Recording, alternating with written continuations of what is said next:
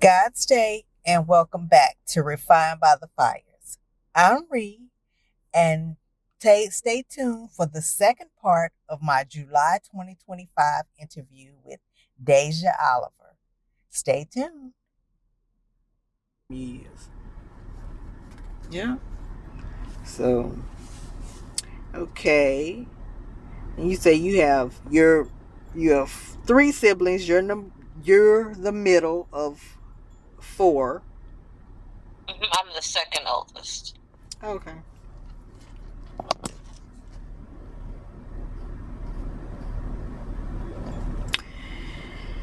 And have your parents ever shared their story about how, when, and where they met? That's so interesting because I've never asked. Really? I've never asked. Well, you need to ask. That's one of my questions. I always ask, have your parents ever told you how, when, and where they met? And most people know. That's a question you need to go and ask. You need to go in the room right now and ask your parents how did they meet. No, you can ask them later, but you need to ask. You've never even wondered how they met? Nope. I promise you I didn't. That's never been a curiosity of yours? Nope. See, I'm built different. I want to know how, when, where, what, who. Yep. Okay, and both of you. We could say that I find solace in knowing that at least they didn't meet on the internet. So. Oh well, the internet wasn't popular back then. Right. So I'm proud of that. So they had to meet in person. Right. But what's the backstory? That's what I'm saying. Find out their backstory. Gosh. Yeah. Because it's a blessing they still alive. Oh, and that you've had a great childhood with them. Because like I say, everybody's not able. So don't take that for granted. Yep. So, okay, every family has a saying. What a saying that they live by. What is it in your family or your household? Oh, I might have to cycle through that one. It's something common that is said all the time. That's a great question. Like one of my dad's was, if they can't use your comb, don't bring them home. Oh, one thing that, in a black household, I think that goes for every black household, what goes on in the house stays in the house. Oh, yeah. I've heard that my entire childhood. Yes. Or stay in a child's place. Yeah. Well, I'm writing it down. What goes on in the house. But that in a way, that's a kind of, that can be not good, depending on what's going on. Correct.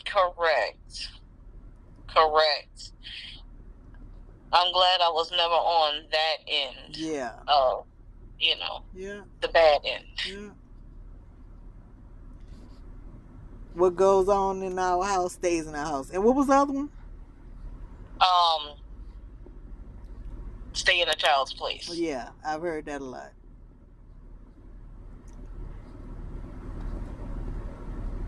I wasn't told that a lot because as a child I was really shy and quiet, but I've heard other people say that who was more outgoing. They've had people tell them stay in a child's place. Mm-hmm. Okay. Who was the disciplinarian in your household? Mom, dad, both, or neither? Both. That's good. Both. Mm-hmm. I had a cousin, my cousin Ty. She said neither. Oh. That's why I had to add neither. Because it never occurred to me that some kids It's neither parent. Or some kids are raising their parent. Some kids are. It's sad to say, but parents are not parents these days. You know? Well, yeah, but her parents ain't that young. Oh. This was my uncle, my mama's brother, and his wife, and her mama was younger than him, but for her to say neither, I mean, and I found that I was just flabbergasted because it was like, okay, how is it that they was raised by the same two parents and their dad has a totally different view of parenting than what I grew up with my mom, his sister. Because mom was the disciplinarian in our house. Mm-hmm. It wasn't wait till your dad to get home. No, she took care of it right then. Yes. And if you was out, and they'll talk about it later. Oh yes. If y'all were out, she embarrassed you. She twist the skin on your arm and make you regret. We had a little talk before we got out the car wherever we went. Okay, we going in here to get this, and that. Do not ask for blah, blah, blah. Do not, and I think. Don't look at nothing. Yes, don't touch nothing. Yes. Don't breathe on nothing. You're not getting anything other than what I have on this list. So, and that was in the car before we even went in the store. And then we get a reminder if we thought to ask, Mama, can I have, didn't we have this talk in the car? What are you asking for? So it's like, okay, shut that down real quick.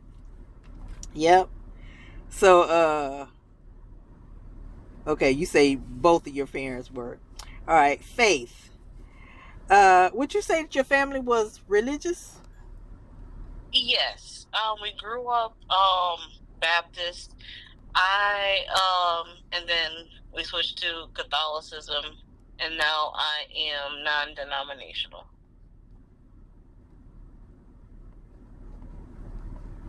What made y'all change to Catholicism from Baptist? Well, we were just trying something. You know, we grew up Baptist, so we wanted to try what it was like to be a part of a different religion. Mm-hmm. And that's how we ended up in Catholicism. And then we switched over to non-denominational. Okay. So y'all did this as a family. It wasn't just you going out and experimenting on your own. Correct. Okay. Okay. And all of your siblings are non-denominational also? Yes. Okay.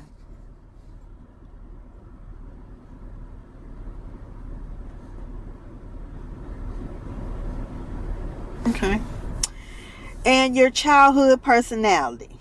As a child, were you talkative or quiet, a liar or honest, selfish or kind-hearted, stubborn or easygoing, a bully or nice kid, a lover or a hater, bossy or passive, curious or unconcerned?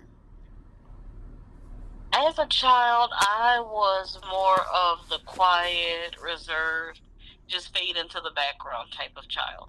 Okay. But I was always kind-hearted. I always had that nurturing nature about me. I was never the one that was a bully. Or being bullied. Yeah. I felt like I got to know people more just by being quiet. Yeah. And just observing some things. Yeah. Well, unfortunately, I tried to be that way too, but I dealt with a bully from 3rd grade all the way to 5th grade. But I got my revenge on my bully because he used to mispronounce my name and call my last name is Bims, but he used to call me Beans. Renecia Beans. And everybody would just burst out laughing because I'm like, I don't know what's so funny about if my last name was Beans. But right. They were we were kids, so kids are silly. And he used to just, I had this fear of snakes that I got from my mom because she can't stand to see even a picture of snakes. And she say if a picture was ever put in front of her face, she'd just cross her eyes. So nobody knew she had a fear because that's what she'd do to get out of actually looking at the snake. Well, some kind of way I let them know that I had a fear of snakes. And it was a snake in our science book. And I remember them opening the book and making me sit there and look at it. And I tried to cross my eyes and I was crying and I was like, no, no, no. And just everywhere I looked, it was like somebody had even kids, innocent kids, got in on it. Because it's like everywhere I looked, everybody had their page open to the snake. And I was like, so when a teacher came back in, she was like, you guys are wrong for that. And Renice here, you pull it together. I was like, yes, ma'am. But that was torture. And he did that until I finally got revenge on my bully, though. In 5th grade, it was the end of the school year. And I was about to start my cycle. Anybody who don't want to hear about periods, I'm not going to talk about periods, but you know how when you get ready to start your cycle, like you was just mentioning, that you feel like you're about to start your cycle all the time? Mm-hmm. I was having cramps. And I was not in a good mood. And then he just kept picking at me and picking at me and picking me and was sharpening pencils up at the head of the class. And he just struck I was like Popeye.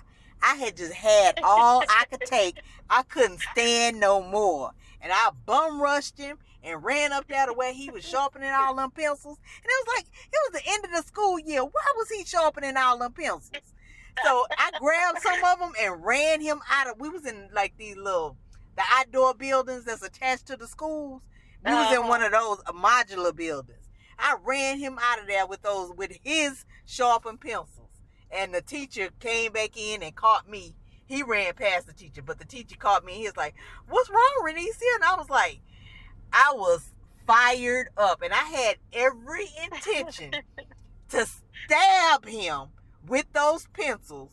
And I don't care if he would have got lead poisoning, would have died or whatever. He had put me through years of torture.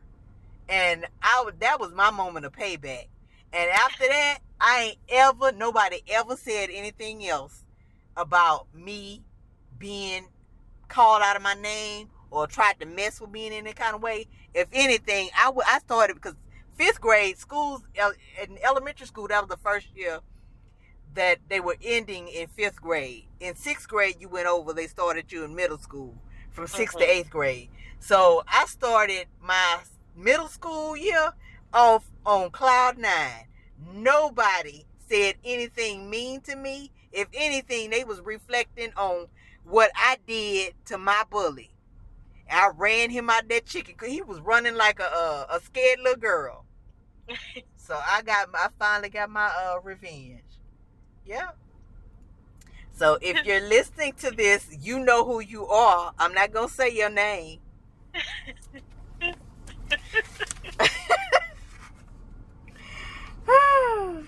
They sometimes people break it out. Tell me about it. And like I say, at that point, I was cramping, and I felt like Popeye. I had all I could stand. I couldn't stand no more. And I bum rushed him, and he wasn't expecting it because I'd always been just quiet and shy and didn't talk a whole lot. So I wasn't good at sports. I was always picked the last, and it's just I was real smart and pretty. I had long hair, and my mama dressed me nice, and I think it was a matter of jealousy. He was jealous of the way I looked and liked me and didn't know how to express that like. You know how boys are when they pick on you when you little. They don't know how to, and they don't realize picking on a girl is just, that's a turnoff. Nobody wants to be picked on. If you like me, just say, be an alfalfa. You know how he was with Darla? Right. Be the lover. Don't be picking on a girl. Never gets any guys. Picking on a girl is like putting vinegar out for flies. There you go. It does the total opposite. Yep. So what was your favorite memory from childhood and why? My favorite memory, I'll never forget it. This was before the storm, Hurricane Katrina. Mm-hmm. And I remember my mom taking us, it was on the bus ride actually. Mm-hmm. And we went to this water park in Waveland. And I forgot what the name of the water park is. And at some point, I was going down the slide, my little bitty self, and then I got stuck. Not stuck, but, it was kind of hard for me to. So the water wasn't right there? Right. Okay. So I stood up, because I'm like, well, I'm suspended in the air. I'm not about to, I just remember my mom.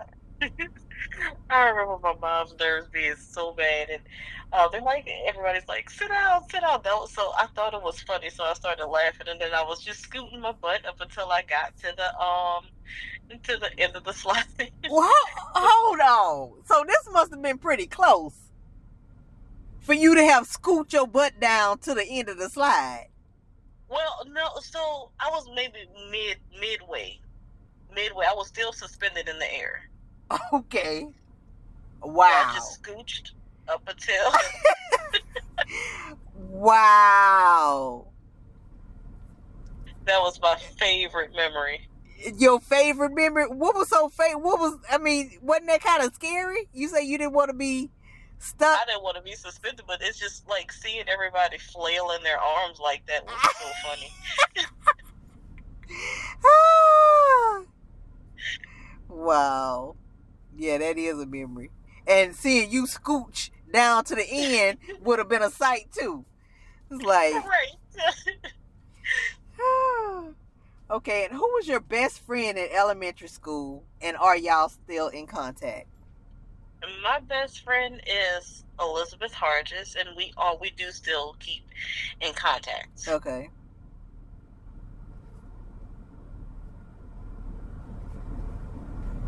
Okay. That's unusual. I know. Sometimes people just fall off. Yeah. Fortunately, we never did. Yeah. What was your favorite junk food in middle school? Powdered donuts. And I still love powdered donuts to this day. Wow. That's a first. So while everybody liked the hot Cheetos and the Cheeto fries. They were out there? I thought that was something new that just came out. They were out then. Wow.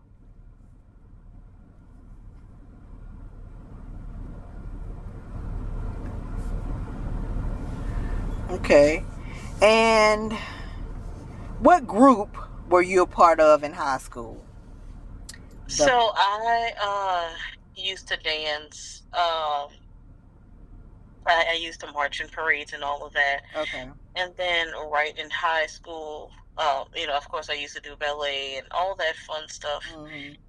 And that's about all. That's about it. That's what I used to do growing up until I made 18.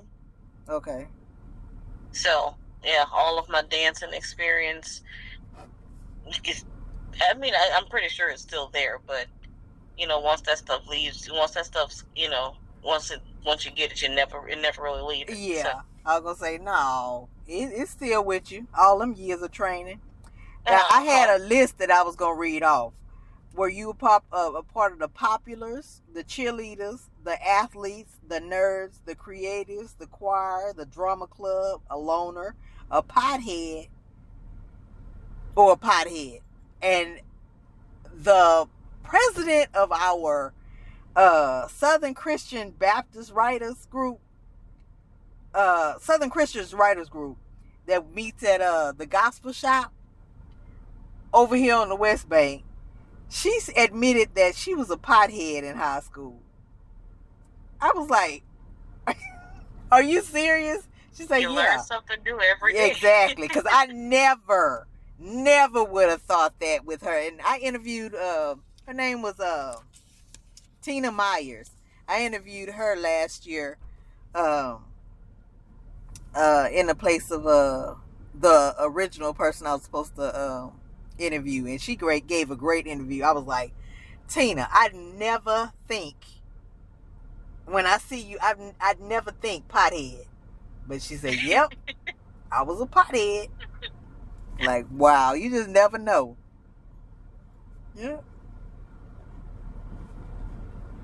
So, yeah, I was a part of the choir, the drama club, and of course, like I said, I wasn't popular per se, but everybody knew my name. Okay.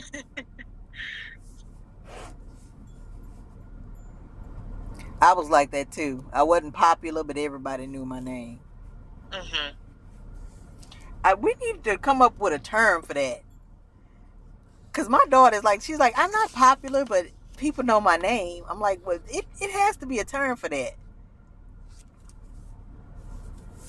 Maybe we gotta come up with something. Exactly. We all stuck in the same boat. It's like people know our name, but we not popular. We're going to have to work on that. Yeah. Yeah. Okay. And how old were you when you started getting interested in the opposite sex? That is a great question. I think I had to been, you see, it never really crossed my mind until I became a teenager. Mm-hmm. So maybe I'm going to say around maybe 13-ish. Girl, I've had people that say they were babies. Oh. I was like, no, what? It wasn't that, it wasn't like that, not for me. And now, I wasn't 13, but I realized there was a difference, but it wasn't 3 years old either. And I'm thinking, like, God, if your mama breastfed you and heard you say that, it was like, that's kind of creepy to hear your child say that and you was breastfeeding him until he was however old. Yep. But I'm like, wow. Okay. And so you say 13. Mm-hmm. Okay. And how old were you when you allowed to start dating?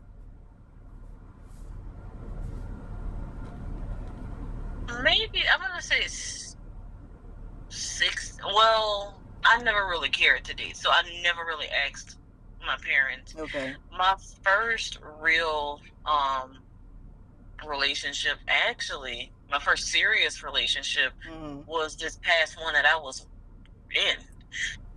Wow. We had been together for 5 years, so I think that was like I was 23 then. Oh wow. So your parents never gave you a age. Right. And I guess they would have if only I would have asked. But you see, I asked. I was told 16, but I was 14 when I started dating.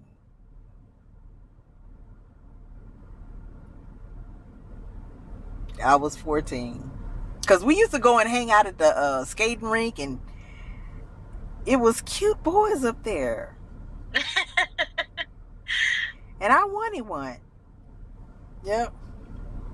So, what path did you take after you graduated from high school? Did you attend college? And if so, the name of the college, the location? and your major, or did you get a degree or certificate or on-the-job training, or none of the above? When I first graduated, I would have to say none of the above. I think I sat out for maybe like 3 months. Okay. Of doing anything, because at that time I was just trying to figure out, okay, where do I want my life to go? Mm-hmm. And I was like, okay, well, just sitting here, nothing's gonna happen with me just sitting here. So let me just go ahead and get my first job, which was in the Riverwalk at Haynes Brands, which it is not even there anymore. Okay. But what yeah, was that's Haynes what I did. Brands? That was a pantyhose? Yeah, that was the undergarment. Okay. Store. Okay. And how did you like that job? It was interesting. It was interesting. I mean, it's not that I didn't like it. It was just, it was more than what it was, everybody was older than me. Yeah. But everybody acted so much younger than me. Hmm? And then I was like, yeah, this is not. You didn't feel comfortable. The store comfortable. manager was amazing. Wow. That's weird. Everybody was older than you, but acted younger than you. Mm-hmm. They had that childish mentality. And like, people, of course, people would like to pick on the youngest. Yeah. Wow. So you were picked on at work? Yeah. Not like that, but like, I felt like... You were bullied at work? No. It wasn't nothing like... They never said anything. Okay. Or they never really... You know how discernment. Yeah. That's all I could say. Discernment. Okay. I got you. And had you used that word previously before I came to know and experience what discernment is? I wouldn't have known. I would have had to ask you, what is discernment? Yeah. Hello? Can you hear me? Yeah. So yeah, discernment is basically listening to the spirit. Mm-hmm. And knowing. Just having that deep knowing. Like some things you just know, or I describe as having a feeling. No, that's deeper than a feeling. It's knowledge. You know deep down in your spirit that something ain't right. Right. Yep. Yep. Okay. And, okay, so you say you were dating someone for 5 years? Mm-hmm. And what happened to that relationship, if I may ask? Things... We just really grew apart. Okay. That's all. He had his ways. I'm not gonna sit up here and be like, it's just him. Yeah. I had my ways too. Yeah. It takes two. Yeah. That's mature. So,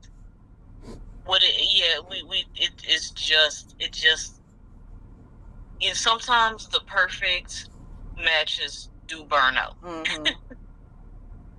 Yep. But I do believe that God made somebody for everybody. Mm-hmm. And you just haven't met that somebody yet. Mm-hmm. And they maybe that is the person that I'm supposed to be with. Maybe this break is definitely what we needed. Because I don't know what the future holds, neither does he. Who initiated it? The breakup? He did. Okay. I didn't feel sad about it, Okay. He's not dating anybody else, huh? No. Okay. It's almost as if we never really broke up. Really. Oh, wow. Uh-huh. So, yeah, it's a chance that y'all can get back together. Yeah, it's nothing like my thing is, and I would never be that type of person. I'm not gonna sit up there and be like, oh, I hate you, and when I once really did like, that's crazy to me. Yeah. Is he non-denominational also? He is actually Rastafarian. Okay. So how would that work out if y'all got back together? Do Rastafarians go to church? They don't. But they do believe that there is a higher power. Yes. But not necessarily God. Right. I'm not necessarily well knowledged. My knowledge in the Rastafarian culture is very limited. But if they I will say that if they do, they believe in Jesus? That is, I would have to, and that's one thing I've never asked him. That's one thing I've never asked him. Yeah. But that's something I like for any Rastafarians that might be listening. Mm-hmm. That's a great question to ask. So I can ask him. Jesus is the way, the truth, and the light. There is no other way into heaven without declaring that Jesus is God. Amen. Ain't no back door you can sneak in heaven. No trap doors you can fall through. Mm-mm. So, okay. And you said you didn't necessarily have to have kids. So you satisfied with just having because you mentioned your little niece. How old is she? She just turned 6 on the 10th. Okay. This month. Oh wow! Well, tell her happy birthday. Mm-hmm. Yeah, and then my littlest niece is going to be turning 2 in August. Okay. Wow. Are they siblings? No. Okay. It's my baby sister is the one that has the almost 2-year-old. Okay. All right. Well, happy birthday. I have a granddaughter and my grandmother my granddaughter will be 7, I believe, and my grandmother will be 98 on the 17th of August. Well, that's a blessing. A huge blessing. Yeah. And she's still in her right mind, although her sight has left her, and my parents are now her full-time caregivers, but her mind is right on point. Yeah. So, okay, and so had y'all talked about marriage or? We had, and at some point we had been even going to premarital counseling. Well, we never finished a session for that. Wow. But that's something that we are, if we are to get together, we're definitely going to finish that session before all else. Okay.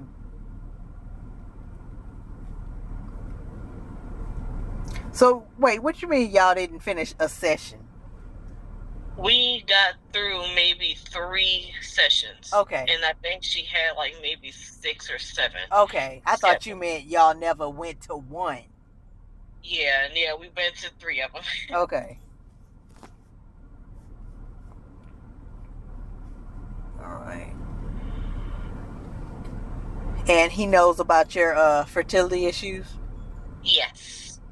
He's okay with possibly, and there are other options There are a lot of people who have kids up for adoption, who've chosen to give their kids up for adoption. Would y'all be open to doing that? Well, when we cross that bridge, you decide then. Yes. Yeah, I got you. But I will first, we never really tested that water, so I'm not sure what my body is going to do. Okay. I want to exhaust every option available. Of having your own. Yes. You're not willing to take on nobody else's problems. Right. I'm willing though. If that's my very last resort. Yeah. Well, of course. Yeah. All right. Well, God, I know you hear everything that's going on right now, so do it for her.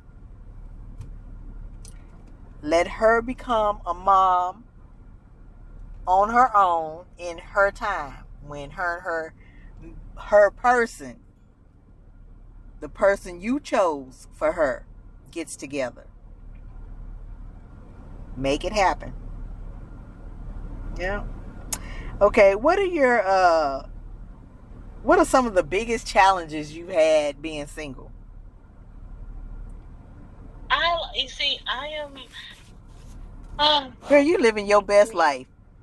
The holidays are coming, with the smoke and noise. Yes, I don't have to, I don't have to answer to anybody. Mm-hmm. But when it's all said and done, who can you tell your problems to? Yeah.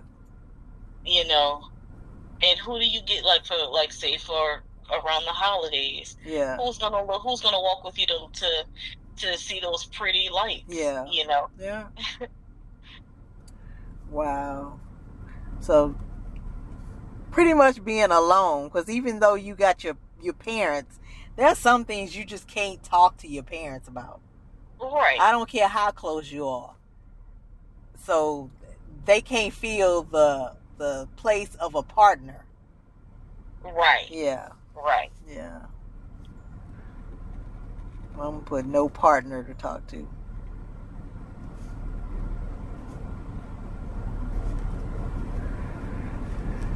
Yep. And like they say, Christmas in July, the holidays will be here before you know it.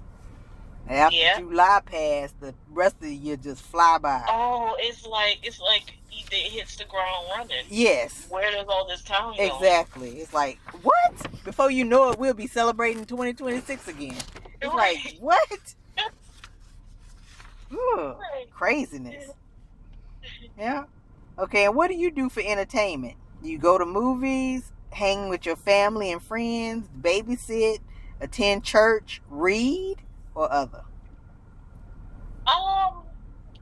For what I like to do for entertainment is I like to sing, of course, dance. I have a huge pool in my backyard, so I like to go swimming. Oh, that's nice. We have a pool too. Yeah. And then I like to play with my nieces. Mm-hmm. And yeah, that's about it. That's good. So, who was your favorite artist? As far, you see, and that's the thing. I listen to, a lot of classical. Okay. And show tunes. Okay. So I'm not in the radio music. Right. Yeah. Do you listen to gospel? I do.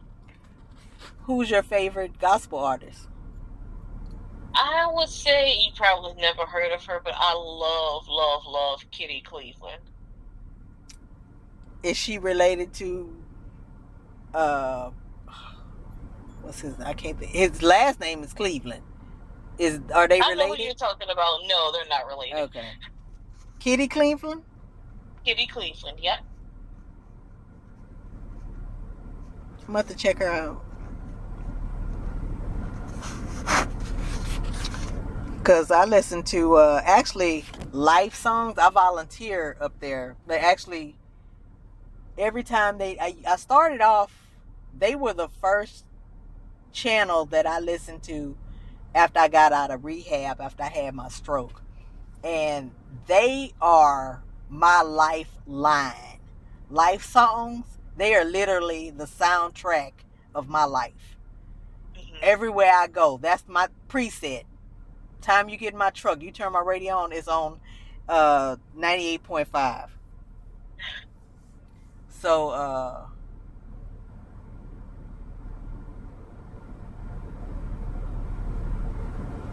I don't know who now I used to like, well, this is because I can relate to the lyrics of his song, because I know a lot of these songs. But Matthew West, his song, My Story, Your Glory, that is my favorite, all hands down. Because my story is for his glory. My pain was for his purpose. My mess is for his messages. Because he's given me this platform and I'm sharing. I'm trying to bring people to Christ, letting them know that you ain't got to have it all together. By interviewing just regular people. Regular people, and let them see that people are flawed. You ain't got to have it all together, because some people are like, no, I come when I get everything together. You don't have to have it all together. He's waiting with open arms. Bring your mess. Bring your mess. Come as you are. You ain't got to get everything together. That's stressing you out. Come and he's willing to help you. Come and get help. So, but that's the purpose of my podcast, is to let other people hear. And literally, like they say, taste and see. Ain't nothing like seeing is believing. And hearing, it just adds on to that experience. So, by all means, tune in. And I pray that everybody who's listening get what God meant for you to take from this interview and all the others on my channel. Take what you need. Yeah. Okay.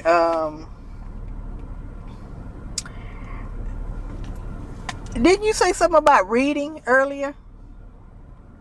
Yes. Okay. I'm a reader. You know, readers are leaders. So what are you currently reading? Oh my goodness.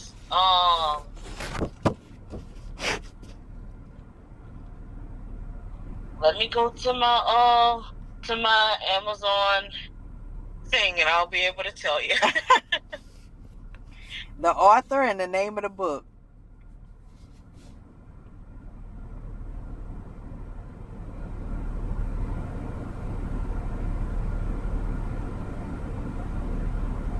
Sorry. I'm getting this.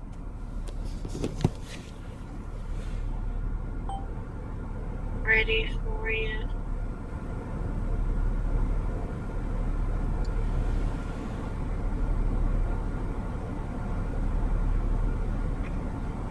It's called The Romantic by William Boyd. The Romantic. And what it's about? So, this one, I haven't started actually, I actually haven't started reading this one yet. But this one is about, it's a picturesque, big-hearted, and moving. This is, one man, many lives type thing, born in 1799, and it's like, so it's back in the days when he's obviously a time traveler and stuff like that, and happens to fall in love with someone who's out of his time period. Wow. Well, I'm reading now The Gift of Rejection by Nona Jones. And it is, I can relate on so many levels, because she has a mother's wound, and her husband is the total complete opposite, and he can't understand because he comes from a loving Christian family who all goes to church, eat Sunday dinner together, and never have any problems that will cause any of the children to stay away from their parents. And but her, on the other hand, her and her mom are like arch enemies. Her dad, I want to say he passed away, and now she's stuck with her. No, her mom and dad got divorced, and now she's going back in time, telling this from when she was a child. And just reading, I can relate on so many levels because I have a deep mother's wound, because a lot of stuff that I went through with my mama is like the same thing with her. It's like, and she was the only child, and her mom had got this boyfriend after the dad, her and her dad got divorced, and the boyfriend ended up molesting her, and the mom filed charges on him and sent him to jail. But guess what? As soon as he got out of jail, guess who picked him up? Oh. Yeah. Who? The mom. Oh my God. Yeah. So that part didn't happen to me. I've never been molested, but like I say, praise God, everything else that she's been going through with her mom, I can relate.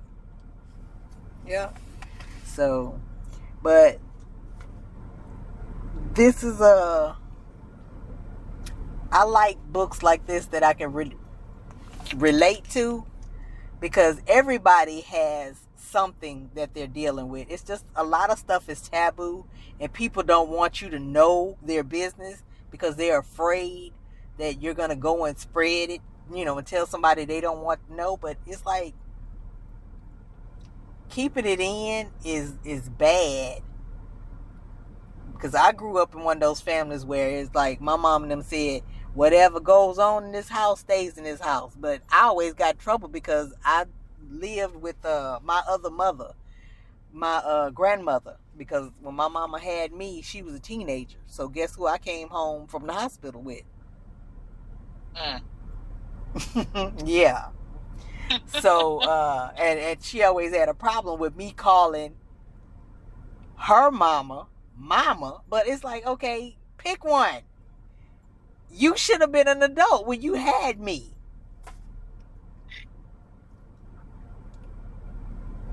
Living in your own house. So, it is what it is.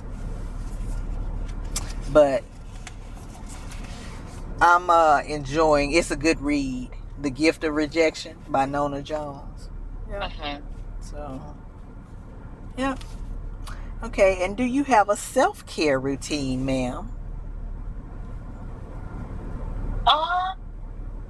To be honest, like as far as skincare or skincare, hair, nails. Do you do bubble baths? What do you do for yourself? You get your nails done? Actually, now that you made me realize it, nothing. Usually, when I get home from work, if I don't have to deal with a client of my travel business, it's okay. Come home, eat dinner, which is what I'm going to be doing as soon as this podcast ends. Me too. And then, have dinner and then prepare for work. Have a bath and then prepare for work. The next day, that's the scope of my life all the time. I thought you had nails. No, I don't really get my nails done. You've never gotten your nails done? I have, but I just don't really on a routine. Because like some people, they have hair and nail appointments like they serious. They got to get their hair done. They got to get their nails done. And I've never been one of those people. And me either. I'm thankful for that. It's like, I'm simple. Simple. Yeah. Okay.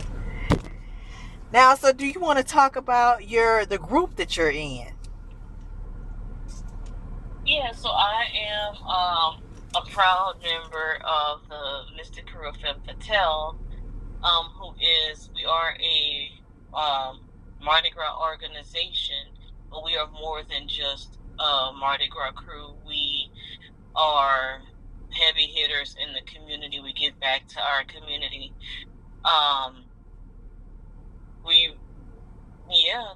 That's all I really can say about the organization, because I'm not the president. So Okay. Yeah, and I am a part of so it's a sub crew.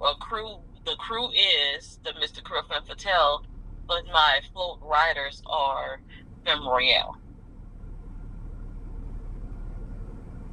So it's the Mystic Crew of Femme Fatale. Mm-hmm. And your riders? So you mean the riders on your float? Correct. For people who don't know anything about Mardi Gras, act like they don't know anything about Mardi Gras. So Mardi Gras is a time where they celebrate here in New Orleans, and it's like decadent, all things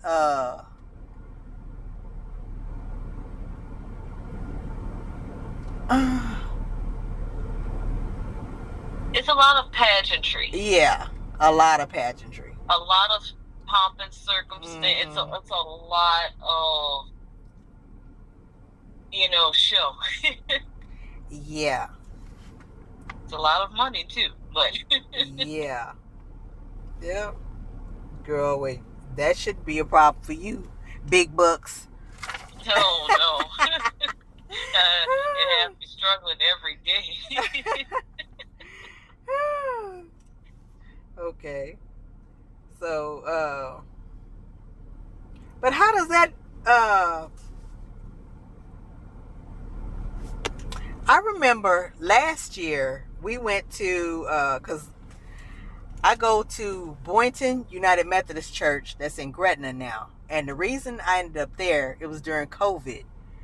They weren't having the children's services in the children's church.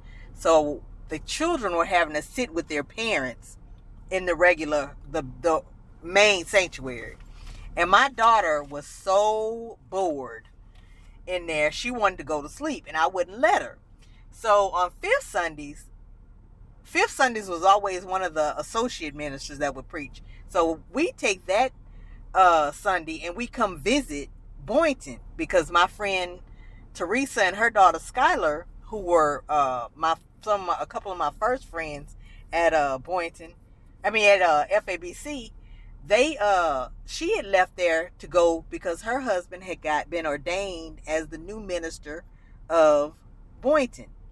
So we started visiting Boynton on Fifth Sundays, and it grew. And my daughter, it was like somebody had flipped the light switch on. She was sitting there just taking notes. I was like, oh my God. And she's like, what did they say? What did they say? And just, really writing voracious. It was like, what are you doing? And she was taking real notes on the message the pastor was giving. And I had never seen her do that in any service at FABC. And we had been going there since she was a baby. Mm-hmm. So, needless to say, we ended up changing our membership over to Boynton. And the Methodists, actually I think the pastor has a Baptist background, because the services, aside from the acolytes that come in, they bring the light of Christ in with they light the candles and they bring it out after service. But aside from that, the services are conducted pretty much the same. The message is the same. I'll say that. His message, he's a Bible preacher. He quotes scriptures. He reads out the Bible. And I love that about it. But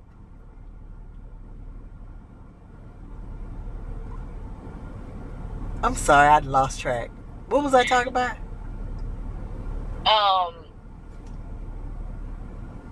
Oh, Mardi Gras. That's just the real. Mardi Gras. Okay. We go to church with them. Last year during Mardi Gras, we went to Disney World. And it was our daughter's first time. She'd been wanting to go. And she's like, Mama, can we go? I'm like, and we go on vacation every year, but we went everywhere else but Florida to Disney World. And she was like, I want to go to Disney World. So we finally went with our pastor and his wife and daughter, Teresa and Skylar. And we had a great time. But they go somewhere every year for Mardi Gras. They never stay in town for Mardi Gras because of all the pageantry and drinking and indulgence that goes on around that time. They always make it a point to leave the city at that time, and we just happened to go with them. So we spent Mardi Gras last year in Florida at Disney World. But so that's the whole for viewers that's not really aware. That is kind of the whole point of Mardi Gras, because then you are coming up on the most reverent time of year that is,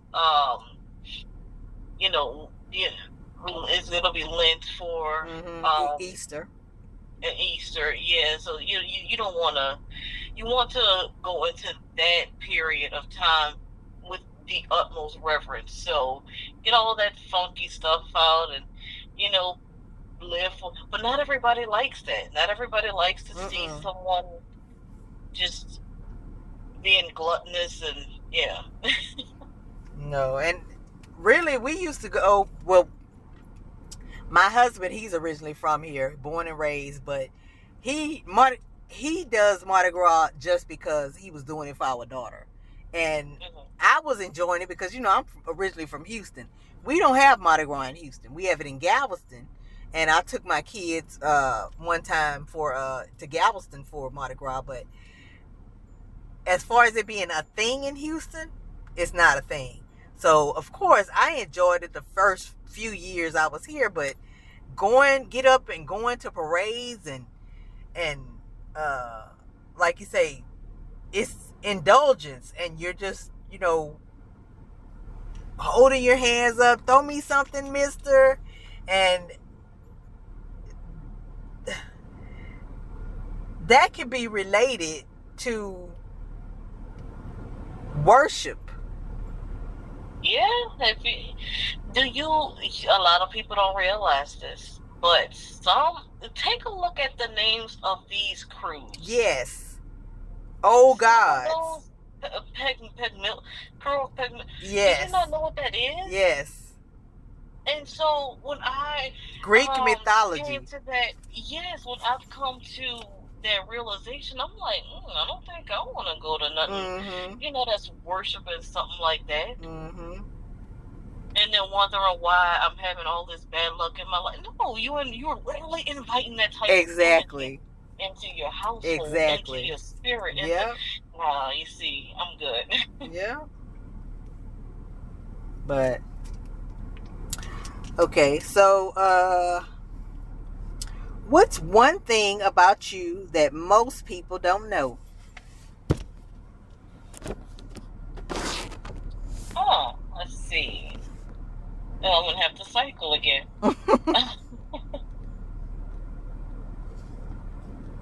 Oh, I have a good one. I went to a Catholic school. Really? And this school was mainly for special ed kids. Okay. Come to find out, in all of these years, there are different types of learning structure. It's not that I was, a slow, I wasn't that type of kid. Yes. But I just learned different.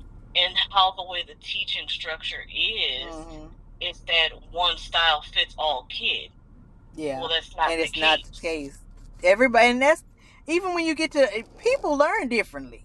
Everybody want to categorize it.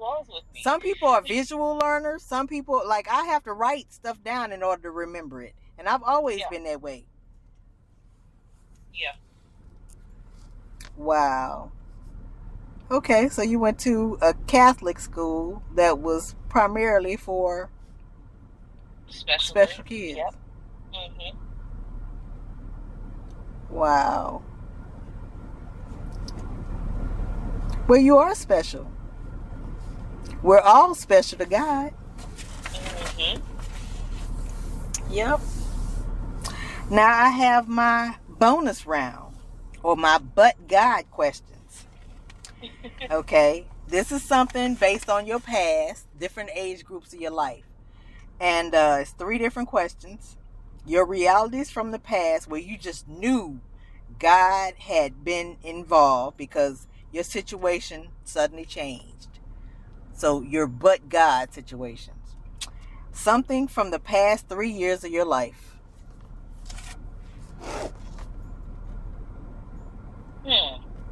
Now I'm going to have to cycle. I like the way you say, now you got to cycle. I can just see the wheel turned around. Yes. Actually, when I got the position at Regis, Mm-hmm. because it's almost when I got the manager position, because it seemingly fell in my lap. It literally was just, all I had to do was say I accept. Yes. I would agree. That is definitely a but God moment. Coming from Claire's, even though Claire's is not on the level of Regis, but that just shows it was meant to be. What's meant for you is meant for you.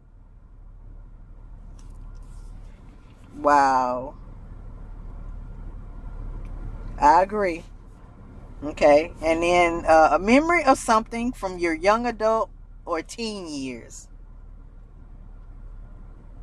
I remember I had another but God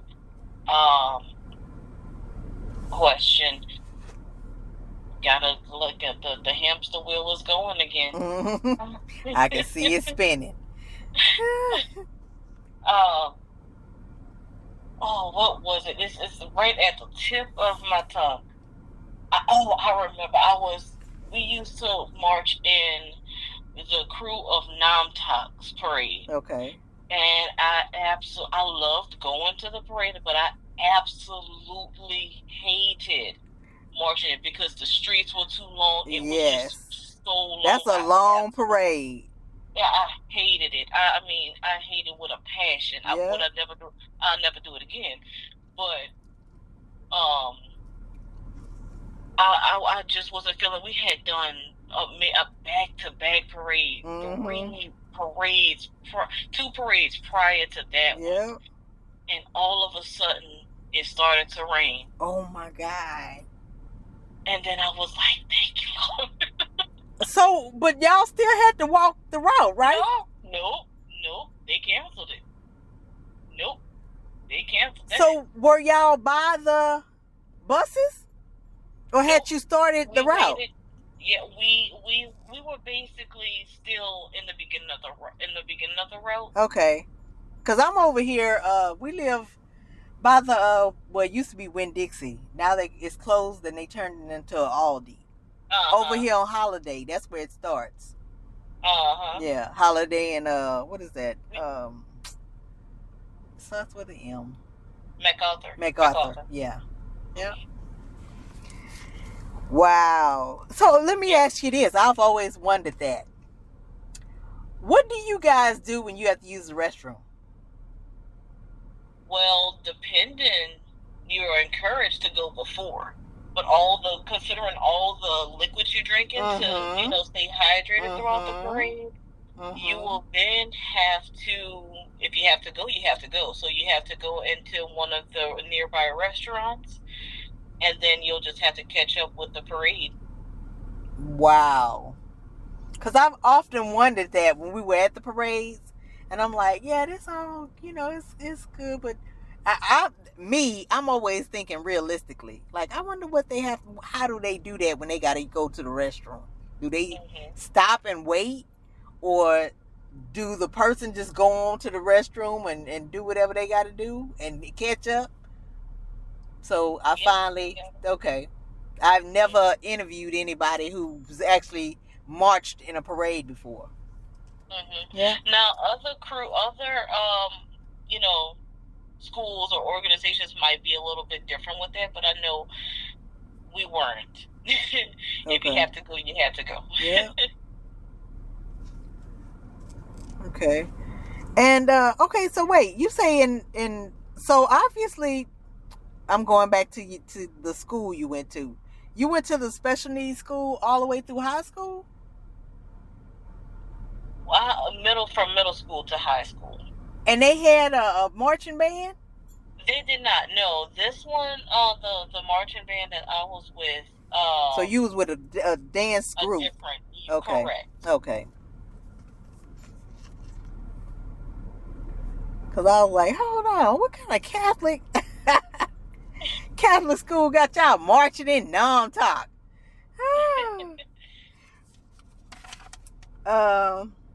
Okay.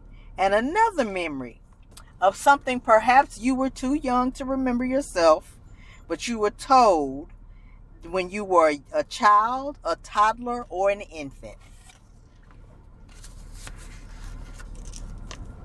I remember, okay, so another fun fact about me, I didn't start walking until I was 2. And what? I distinctively remember, and nothing was wrong with me. I just didn't, I was a lazy kid. I just didn't want to. Everybody carried you? Yeah, and I loved it. I was here for it, so I'm like, why?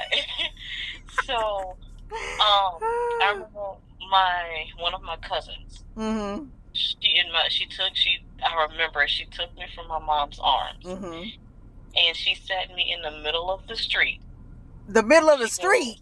The middle of the street. She goes, if you don't walk, then the car is going to come and hit you. So I looked at her, and my mom's like, get my baby out of the... You know what I did? Huh? I got up and started walking. What? Yep. I remember it like it was yesterday. Hold on, Deja. You must be crazy. I'm not about to get hit by You had never walked before. Never walked before. And you just got up and walked out the middle of the street. Yep. Walked right to him. No title, no falling. You walked. Nope. Yep. So you knew how to walk already. Yep. I just didn't want to do it. Exactly. You was like my daughter, because at her first birthday party, she was looking at all the other kids like we were holding her. And she was looking down at them like, y'all poor souls. Look at y'all walking, having to use your own legs. She was being a princess at her party. And I was so frustrated. She was like, maybe... it wasn't long after her first birthday party, but that just really pissed me off because everybody else's babies were walking, but she was not walking at her own birthday party. She had us holding her. I was like, you ain't no good. Yeah. So you literally got up and walked out the street. Yep. So I know that was surprising. It was really a car coming? Nope. Oh, okay. They just said that. Yep. I was like, well, I didn't want to be flattened, so. But how did you know that? Yeah, that's a great question I ask my mom all the time. How did I comprehend that? And that's what made me realize that, children as young as 2 years old are at the age of remembrance. Yes. Wow. And can understand. Yeah. A lot more than you give them credit for. Right. Wow. Care for the things you do, because they will see. Care for the things you say, because they will listen and they will learn. Whoa. Wow. Okay. So, in closing, what does being refined by the fires mean to you? And would you say that you've been refined by the fires? Refined by the fires means to me that, it kind of puts me in the mind of a sphinx. Mm-hmm. We're just going through the motions of life. Mm-hmm. And then all of a sudden, something we think is so tragic that could happen to us. Now realizing his purpose. Yep. That's what and then, coming into this new, shiny thing that you were. Yep. That was always inside of you, but, didn't get there until, until you realized that nothing but God. Yep. Just like my mom. She didn't know that there was a God until she had her baby. And he let my sister live after surviving 3 holes in the heart. Wow. And I honestly could say that I have been refined by the fires for sure. And I'm only 28. I have a whole lot of life to live. Yes, ma'am, you do. I'm 57 and believe me, I've had a ride. I got bruises and scars to prove it, and I pray that you don't have to endure anything else tragic aside from what you've already done. I pray that the rest of your life is blessed. That your hardship, your hard days are over, and you on the right path. Nothing but good living from here on out. Yep. Oh, it's all. Everybody had their days. Mm-hmm. Everybody had their days. God never said it was gonna be easy, but that's why we lean on Him for comfort. You know? I can't understand people who don't believe in God. It's like, well, I don't know what y'all doing, but I know what works for me, and I'm gonna stick with God. Yep. Amen. Well, and nobody has time to play Russian roulette with not what they sold. Oh no, ma'am. I refuse to burn. Not on purpose. Right. Not on purpose. Right. Because what was I listening to? I heard somebody. Sometimes I can remember the story, but I can't remember where I heard it from. It was the pastor this morning. You think you went through some stuff. The pastor said, we had a visiting pastor because our pastor had to have knee surgery. And he's out. So we had last week, the pastor who preached today preached last week too. And he was telling us today that as a little boy, he was all boy. And he was very curious. And he took matches in a closet and set the closet on fire. Then he couldn't get out. So it burned all the hair off of his legs. Oh. And his mom smelled smoke and finally came in there and opened the door and let him out. But he didn't say how old he was, but I'm just like, oh my God. He said all the clothes and stuff was burned up, so he must have threw the match back towards the clothes, and the fire had reached his legs by then, but he got out just in the nick of time. It's like he was saying how he's been running from God. And when I interviewed Pastor Fred, he said he was a bad boy. He used to play the field, had girlfriends. He had so many girlfriends that when he had his motorcycle accidents, he had girls up at the hospital that didn't even know each other because he knew everybody from somewhere different. But all of them wanted him.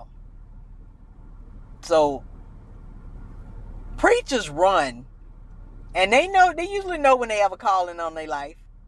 Mm-hmm. They do. But